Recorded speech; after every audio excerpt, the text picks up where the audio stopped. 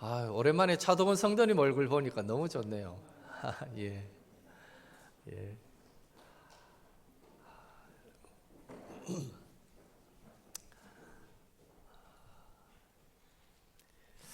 사랑하는 성도 여러분, 순종하는 모습을 보여주는 것과 마음으로 순종하는 것에는 어떤 차이가 있겠습니까? 순종하는 모습을 보여주는 것과 마음으로 순종하는 것에는 어떤 차이가 있을까요? 어린 자녀들이 편식하지 않도록 반찬을 골고루 먹이는 일이 결코 쉬운 일이 아닐 것입니다. 특히 아이들은 김치, 채소 반찬 별로 좋아하지 않습니다. 그런 아이들 건강 생각해서 부모들이 조금이라도 먹여보려고 먹어봐라 건강해진다 권하면 억지로 입을 벌려서 조금 먹어줍니다. 그게 바로 순종하는 모습을 보여주는 것입니다. 반면에 저녁에 아버지가 퇴근하면서 아이스크림을 사들고 와서 얘들아 아빠 왔다 아이스크림 사왔다 같이 먹자 하면 와 하고 달려와서 우리 아빠 최고 하면서 아이들이 어떻게 합니까? 진심으로 즐겁게 아이스크림을 먹습니다. 이게 마음으로 순종하는 것입니다.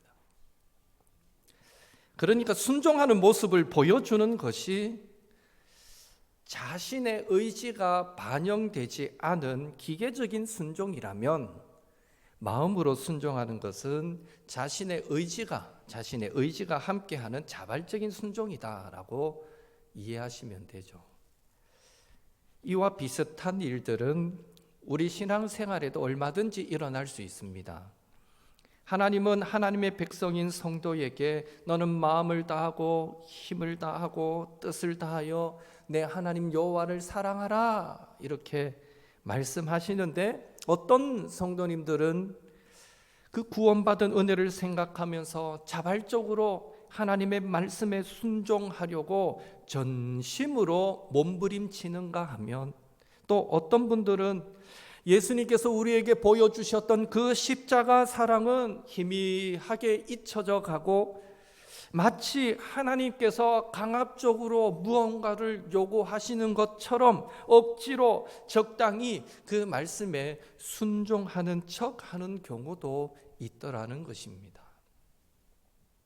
우리는 오늘 본문에서 유다 백성의 모습에서 바로 하나님의 말씀에 순종하는 척하는 모습을 발견하게 됩니다.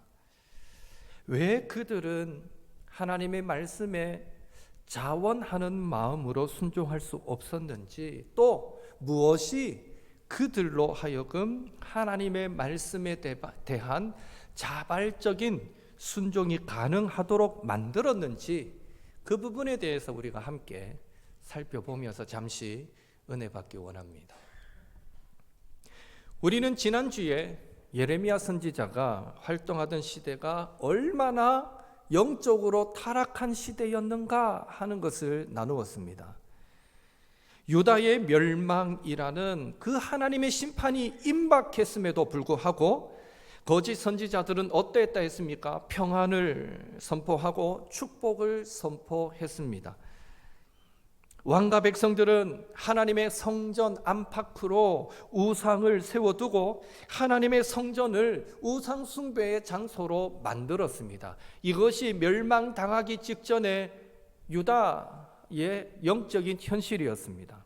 그런 암울한 시대에 예레미야가 선지자로 활동한 지 약 5년쯤 되었을 때에, 그러니까 요시야 왕이 된 지 18년이 되던 해에, 요시야가 8살에 왕이 되었으니까요. 이제 18년 지났으면 이제 26, 어여시 이제 자기 의지를 갖고 정치를 할 수 있는 그런 나이가 된 거죠.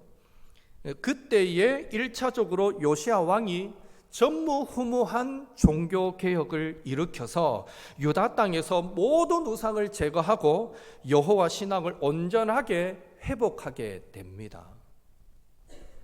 그러나 그것도 잠시 종교개혁이 있고 13년 후에 요시야 왕이 전쟁에서 죽자 그의 아들 여호아하스가 3개월을 통치하게 되고요. 또 애굽왕에 의해서 폐위되고 여호야김이 왕이 되어 11년을 다스리게 되는데, 이때 여호야김은 다시 아버지 요아스처럼 정치하지 않고 통치하지 않고 예전처럼 하나님 보시기에 악한 통치를, 이스라엘 백성의 마음을 하나님에게서 떠나게 하고 우상 숭배하게 하는 잘못된 통치를 하게 됩니다. 참 이상하지 않습니까?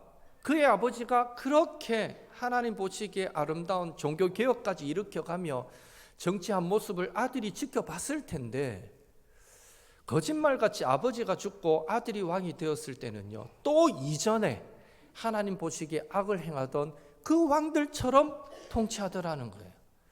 참 이 죄성이라는 것이 얼마나 무서운가 하는 생각을 해봅니다.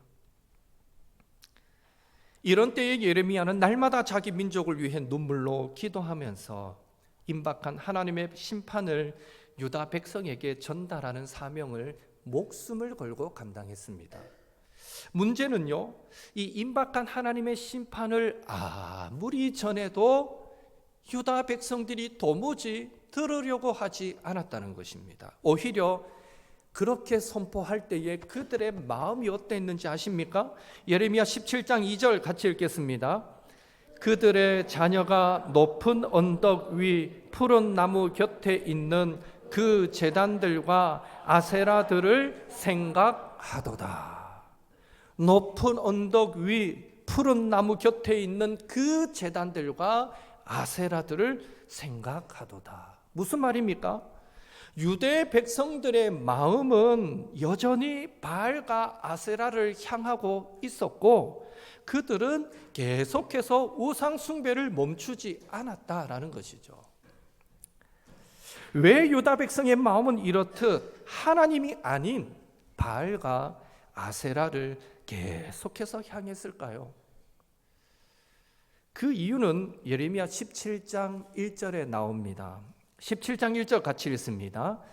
유다의 죄는 금강석 끝 철필로 기록되되 그들의 마음판과 그들의 제단 뿔에 새겨졌거늘. 바로 유다의 죄가 금강석 끝 철필로 마음판에 새겨졌기 때문입니다. 즉 돌과 같이 단단한 것에 비문을 새겨 넣듯 이 죄가 유다 백성들의 마음에 영구적으로 새겨졌기 때문입니다. 여러분, 각인 효과라는 말 아시죠? 각인 현상 아마 아실 거예요. 로렌츠라는 사람이 인공 부화로 갓 태어난 새끼 오리, 그 새끼 오리들이 태어나는 순간에 움직이는 대상, 처음으로 보는 움직이는 그 대상을 자기 어미로 생각하고 졸졸졸 따라다니는 그 현상, 그러니까 본능적으로 각인되는 그 현상을 각인이라고 부르기 시작하면서 각인 효과라는 말들이 사용되었는데요, 마치 지금 유다 백성들은 죄가 그들의 마음속에 각인되어서 본능적으로 그들의 마음이 죄를 향하였던 것입니다. 이런 죄의 각인 효과는 사실 에덴 동산에서 아담과 하와가 선악과를 따먹고 범죄한 순간부터다라고 말할 수 있습니다. 뱀인 사탄의 유혹에 속아서 아담과 하와는 그들에게 주어진 하나님의 말씀에 불순종했고, 그 결과 죄가 세상에 들어왔습니다. 이후 모든 사람들은 죄악 가운데서 죄의 각인 속에 출생하게 되었고, 그래서 사람들은 오늘날에도 여전히 이 죄로 인해 비틀거리며 살아가고 있는 것입니다. 죄의 결과로 수치심이 겸손함을 대체했습니다. 두려움이 사랑을 능가했습니다. 혼돈으로 질서가 깨어졌습니다. 하나님과 사람의 관계도 깨어졌을 뿐 아니라 사람과 사람 사이에도 커다란 틈이 생겨나게 되었습니다. 땅도 가시와 엉겅퀴를 내게 되었습니다. 즉 인간의 죄의 결과로 자연도 태풍과 가뭄과 홍수 등으로 고통을 당하게 되었던 것입니다. 따라서 오늘날 우리가 자신의 영적인 어떤 상태를 바라보면서 자신의 행위와 믿음을 바라보면서 구원받은 하나님의 자녀로서 내 삶은 이대로 괜찮은가?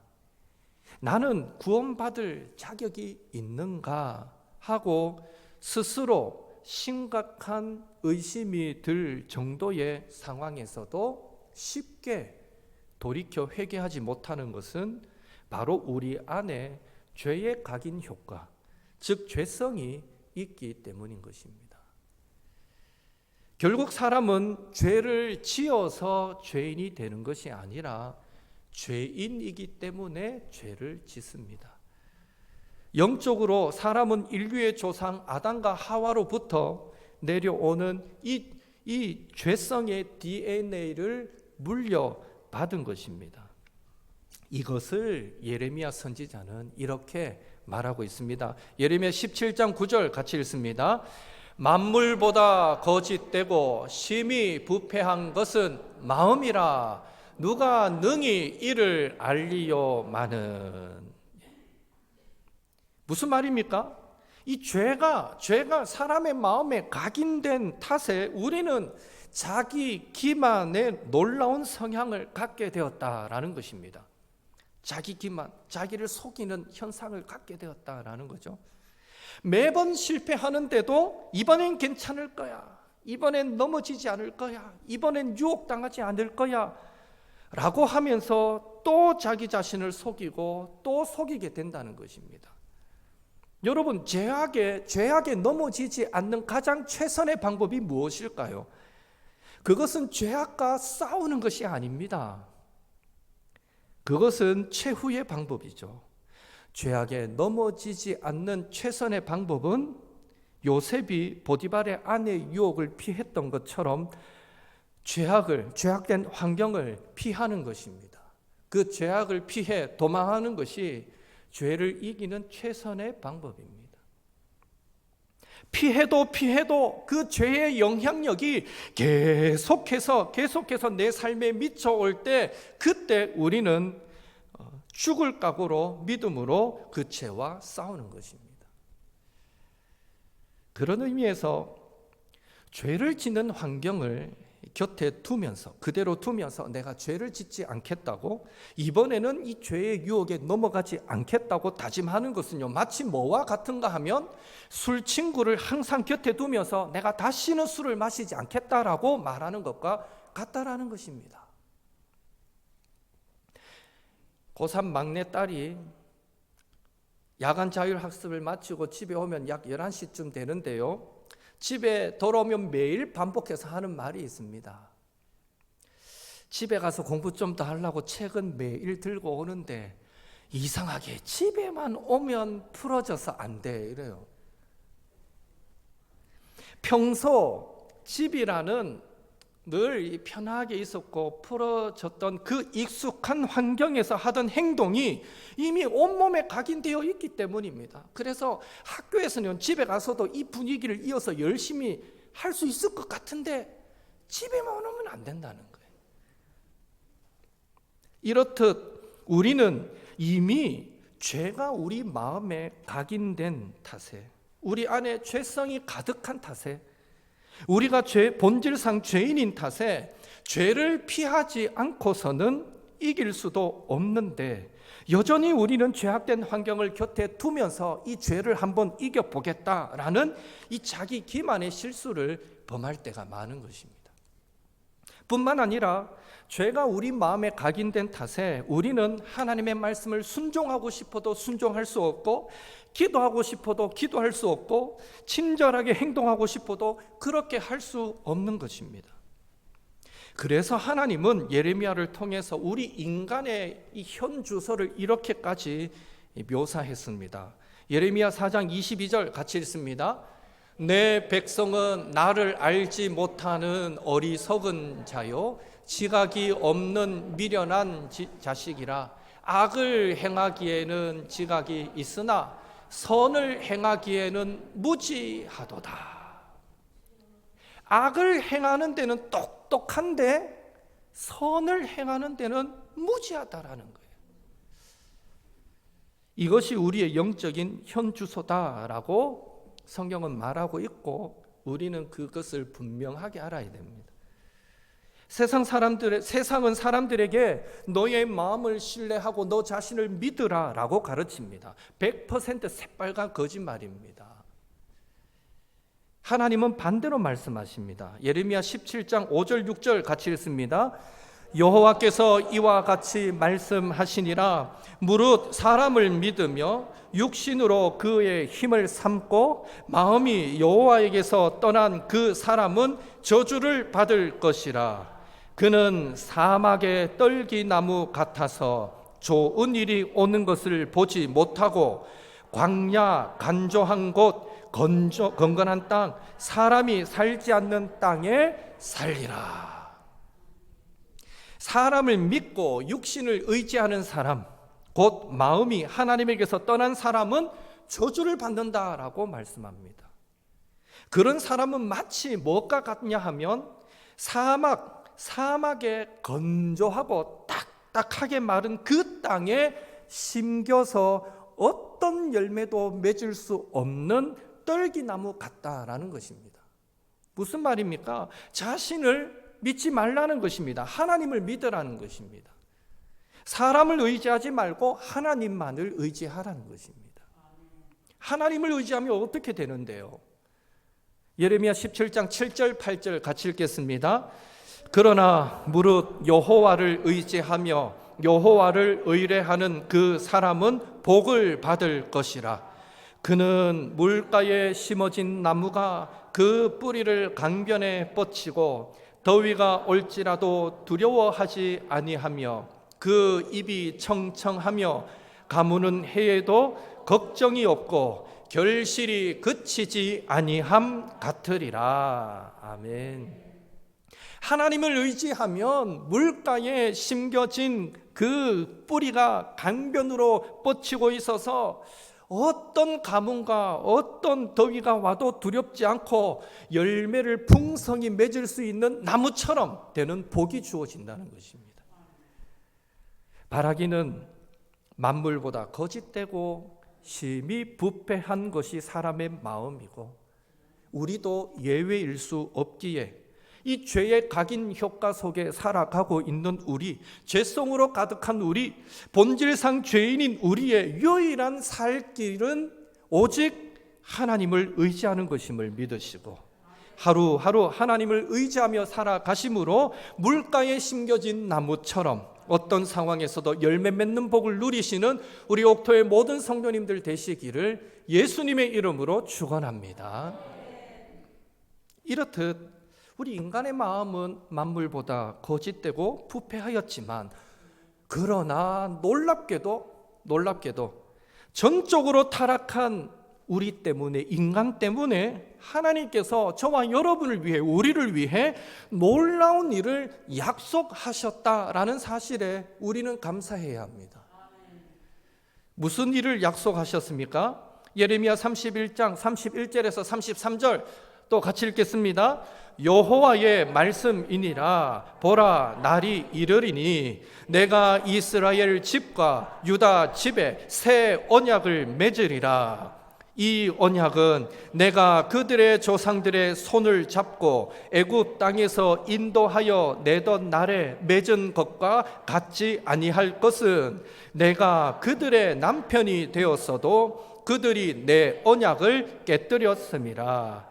여호와의 말씀이니라. 그러나 그 날 후에 내가 이스라엘 집과 맺을 언약은 이러하니 곧 내가 나의 법을 그들의 속에 두며 그들의 마음에 기록하여 나는 그들의 하나님이 되고 그들은 내 백성이 될 것이라. 여호와의 말씀이니라. 아멘. 하나님께서 때가 되면 이스라엘 백성과 새 언약을 맺으시겠다라는 놀라운 약속을 하고 계십니다. 새 언약과 관련해서 우리는 세 가지 정도를 기억해야 됩니다. 첫째, 새 언약이 옛 언약의 폐지를 의미하지는 않습니다. 다시 말해 새 언약이라는 말은 옛 언약도 전제가 되는데, 우리는 하나님께서 이스라엘 백성과 새 언약을 맺으신 것을 옛 언약을 폐지하는 것으로 이해하면 안 된다는 것입니다. 왜 그렇겠습니까? 하나님께서 약속하신 새 언약은 우리에게나 새로운 것이지 하나님께는 전혀 새로운 것이 아니기 때문입니다. 이스라엘 백성은 출애굽하고 시내 산에서 하나님으로부터 모세를 통해 하나님과 언약을 맺고 지켜야 할 계명으로 십계명 율법을, 그 돌판을 받았습니다. 그때 맺은 언약의 핵심이 무엇입니까? 나는 너희의 하나님이 되고 너희는 내 백성이 되리라 였습니다. 바로 이것을 위해 하나님은 이스라엘 백성을 출애굽시켜 주셨습니다. 그래서 하나님과 언약을 맺은 이 이스라엘 백성은 여러 세대를 거치면서 하나님께서 돌로 새겨주신 그 돌판, 그 계명, 그 율법대로 살아보려고 여러 번 시도하지만 번번이 실패하고 말았습니다. 하나님도 그런 이스라엘 백성을 그의 자녀 삼으시기 위해서 계속해서 그들에게 용서와 자비를 베푸셨지만 옛 언약은 이스라엘 백성에게 율법을, 계명을 지킬 힘을 주지 못했습니다. 오히려 그 계명은, 그 율법은 이스라엘 백성에게 무거운 짐만 되었을 뿐입니다. 그래서 하나님은 처음 목적대로 이스라엘 백성을 하나님의 백성, 하나님의 자녀 삼으시기 위해, 하나님만을 왕으로 섬기는 백성으로 만드시기 위해 옛 언약의 그 계명과 율법으로는 안 된다라는 것을 아시고 다시 새 언약을 약속하고 계신 것입니다. 둘째로, 새 언약은 하나님의 법, 계명, 율법을, 말씀을 이전처럼 돌판이 아니라 이제는 이스라엘 백성의 마음에, 성도들의 마음에 기록하게 된다라는 것입니다. 그러니까 새 언약은 돌에 새기는 언약이 아니라 마음에 새기는 언약인 것입니다. 셋째로, 새 언약은 하나님의 백성이 그들의 마음에 새겨진 하나님의 말씀, 하나님의 법을 지켜 행하도록 하나님께서 새 영을, 성령을 그의 백성 안에 부어주시고 더불어 새 마음도 주신다라고 약속하고 있다는 것입니다. 에스겔 36장 26절에서 27절 같이 읽습니다. 또 새 영을 너희 속에 두고 새 마음을 너희에게 주되 너희 육신에서 굳은 마음을 제거하고 부드러운 마음을 줄 것이며 또 내 영을 너희 속에 두어 너희로 내 율례를 행하게 하리니 너희가 내 규례를 지켜 행할지라. 아멘. 종합하면 새 언약은 하나님께서 하나님의 영, 성령님을 그의 백성에게 부어주셔서 그 하나님의 영의 역사로 굳은 마음이 제거되고 부드러운 마음, 새 마음으로 성도들이 하나님의 법을, 계명을 잘 지킬 수 있도록 하는 언약이라는 것입니다.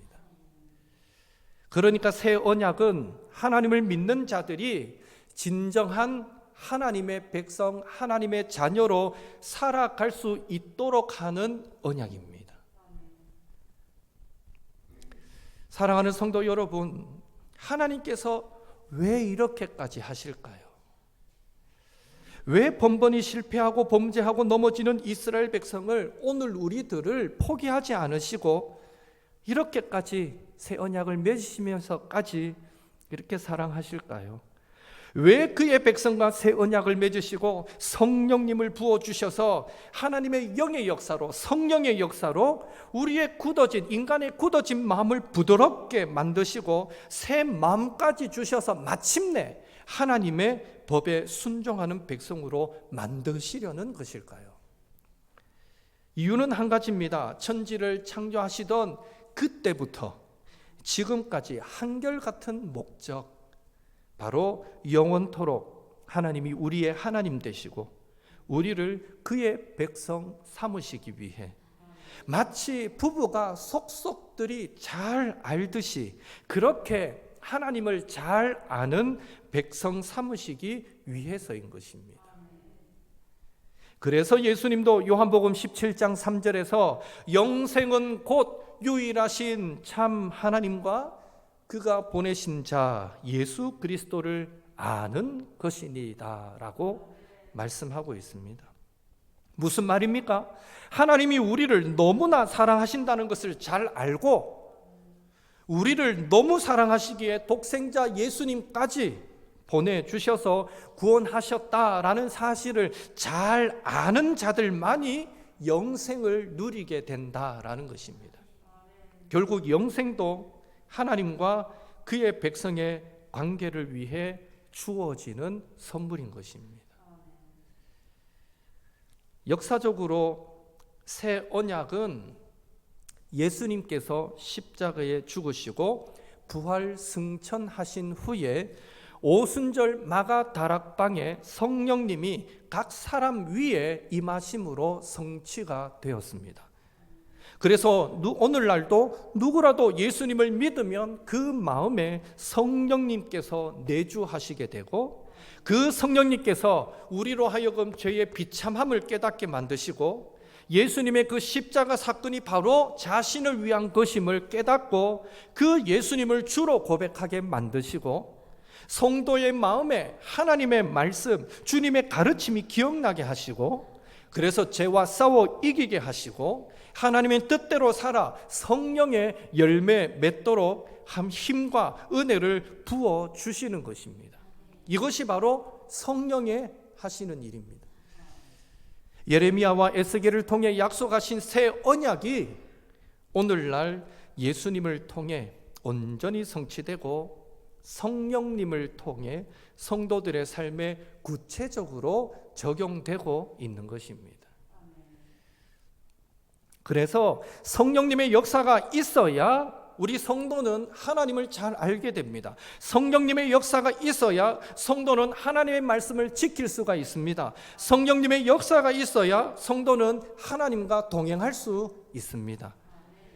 다시 말해 구원받은 사람, 성령님을 받은 사람이라고 하더라도 이 성령님의 역사가 중단되면 만물보다 거짓되고 심히 부패한 마음 때문에 성도는 죄악 가운데 빠질 수밖에 없으며 하나님의 뜻을 행할 수도 없고 또 새 언약의 백성으로 살아갈 수도 없는 것입니다.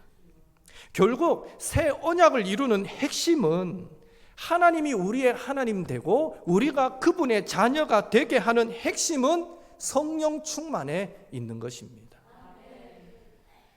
성령 충만함은 엠마오로 가던 두 제자가 예수님께서 말씀을 풀어주실 때에 그들의 눈이 열리고 영안이 열리고 그래서 그들의 마음이 뜨거워지는 것을 경험했던 것처럼 우리가 말씀을 읽을 때 우리 마음 안에 말씀이 들어올 때 우리는 성령의 충만을 경험하게 되는 것입니다. 또한 성령 충만함은 마치 마가 다락방에 모여서 주님께서 약속하신 성령을 기다리며 기도할 때 오순절날 그 기도하는 각 사람 위에 성령이 충만하게 임했던 것처럼 저와 여러분이 사모함으로 기도할 때 하나님, 저는 도무지 제 힘으로는 이 거짓되고 부패한 마음을 다스릴 힘이 없습니다. 저는 죄악을 이길 힘이 없습니다. 그러니 저에게 성령의 충만을 허락하여 주옵소서. 그렇게 사모하고 기도할 때 우리는 성령 충만을 경험하게 되는 것입니다. 사랑하는 성도 여러분, 만물보다 거짓되고 심히 부패한 것이 사람의 마음이고 그 마음이 우리로 죄악 가운데 거하게 만들지만 그 부패하고 굳어진 마음을 정결하게 만들고 부드럽게 만들며 우리로 죄악과 싸워 이기게 만들고 더 나아가 하나님의 뜻을 이루며 열매 맺는 삶이 가능하도록 만드시는 분이 계시는데 그분이 성령님이시다라는 사실을 기억하시고 매일매일 말씀을 가까이 하시고 또 사모함으로 기도하셔서 성령 충만 받으시고 성령 충만 받으심으로 새 언약의 백성으로 이 땅을 힘있게 아름답게 살아가시는 옥토의 모든 성도님들 되시기를 예수님의 이름으로 축원합니다.